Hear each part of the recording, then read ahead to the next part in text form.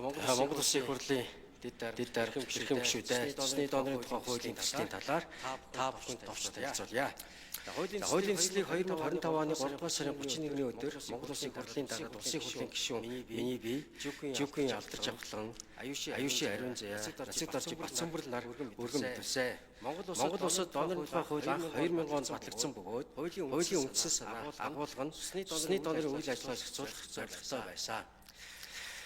Улмаар 2012, 14, 15, 21 онуудад нэмэлт өөрчлөлт оруулсан байна. Энэ хугацаанд манай улсын ангаах ухааны салбарт эрхтэн эдис шижин суулгын монголчуудын имчилгээний арга тоо чанарт зэрэг хөгжлийн шинэ үе шатанд гарсантай үед дээр дурдсан удаа дараагийн нэмэлт өөрчлөлт болон шинжилсэн найруулгаар эртний дооны эртний шижин суулгын имчилгээний талаар заалтууд нэмж засагсаар ирсэн. Монгол улсад цус хэлбэрт салын салбарын хөгжиж ирсэн талаар товч мэдээлэл. Монгол Улсад анх 1939 оноос цус хэлбэрт тусламж үйлчилгээ үзүүлсэн боловч 1963 оноос сайд нарын зөвлөлийн шийдвэрээр бие даасан нэг анх байгуулагдаж цусны дооны хөдөлгөөнийг хэрэгжүүлэх дооны алдарч урамшуулах үйл ажиллагааг хэрэгжүүлж байсан. Улсын их хурлаас 2007 онд Монгол Улсын төрөс дооны цусан бүтээгдэхүүний хангалтыг сайжруулах аюулгүй байдлыг хангах талаар баримтлах бодлого баталсан бөгөөд уг бодлогын хэрэгжилтийг хангах төлөвлөгөөг 2008-аас 2015 он гэж Монгол Улсын засгийн газрын 2008 оны 111 төлөвлөлтөөр батлан 9697% зүйтэй хэрэгжилтийг хангамж хийсэн байна. За ирээдүйн хандлага түүний төсөөлийн талаар товчёо. Монгол Улсын хүн амын суврагын хэтийн төлөвлөгөө төвтэй буюу 24-55 насны дооны хүн амын тоон эслэх хувь унтчаар 2 дахин буурахаар байна. Унтчаар 20 орчим жил үргэлжлэх энэ цонх үеийн цусан бүтээгдэхүүний нөөц хангалтын дасгалгүй байдлыг хангах нь бидний өмнө тохиомж гол асуудал болсон байна. Цус хэлбэр судлалын үндэсний төвийн орон нутгаа 2014 оноос 20 гаруй хувь нэмэгдсэн байхад цус түүний бүрэлдэхүүн хэсэг шийдвэрээ үйлдвэрлэлийн хэмжээ улам бүр нэмэгдсэн. Энэ ачааллыг өнөөгийн хүний нөөцийн хэмжээгээр давах ямар ч боломжгүй болсон гэдгийг цус хэлбэрийн судлалын салбарыг дэлхийн нийтээр баримтж байгаа нэгдсэн тогтолцоон үе шаттайгаар шийдэх асуудлыг тодорхойлох шаардлага үүсэж байна. Ажлын хэсэг цус хэлбэрийн судлалын үндэсний төвийн болон орон нутгийн цусны салбар төвийн ажилтнууд цусны доонуудаас авсан судалгаагаар орон цалин хөлстэй бодол хүндрэл хүний нөөцийн доктортой байдал алдагдах нэгэнт бий болсон чадамж хуурах үзэгдэл гарч ирсэн. Цусны байнгын доонох дэмжлэг үзүүлэх тэдний эрүүл нийгмийн ам халамжийн асуудлыг сайжруулах. Цус өгсөн доонорын ичлэг нөхөх хүнсний бүтээгдэхүүнээр үйлчлэх. Хүн амын донд цусны доонорын нийгмийн ач холбогдлыг таниулсан сургалт зурчилгааг нэмэгдүүлэх, урамшуулах.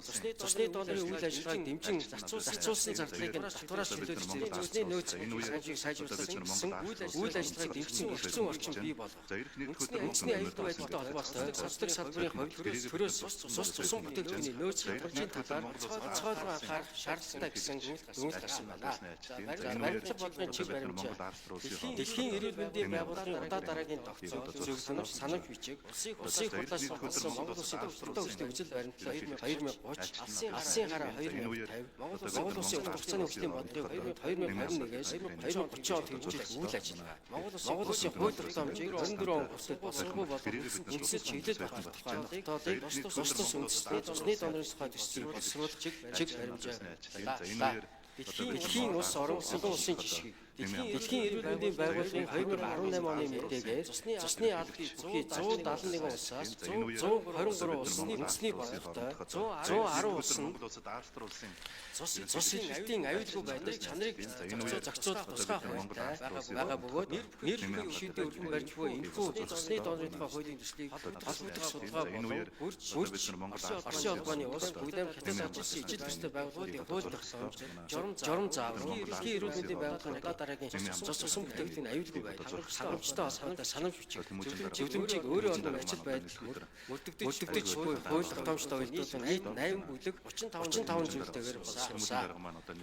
Хуулийн төсөл батлагснаар хуулийн хэрэгжил нөлөө сайжирч дараахад эерэг үр дүн гарна гэж тооцоолж байна. Үүнд нэгт цус хэлбэр судлалын салбарын эрхцэн орчин болон болсон цус хэлбэр судлалын салбар төвчин дэвшиг шинэ боломжууд нэгдэнэ.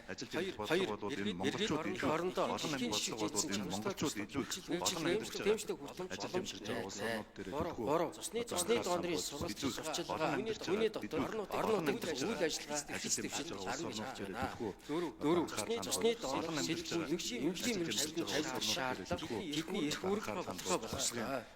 Та цусны даандрын нийгмийн халдаршуулалт урамшуулалт сайжир цусны даандрын тоо өнөөдрийн хэмжээнд өнөөдөр бол одоо солонгос 6 аимшиг нийгмийн эрхлүүдийн онцгой байдлын үе цус бүтээгдэхүүний нөөц хангаж бүрэн шийдэгдэх нөхцөл сайжруулж өнөөдөр дуулгая. Яг өнөөдрийн байдлаар бол Монголын өнөөдөр та бүхэнд баярлалаа.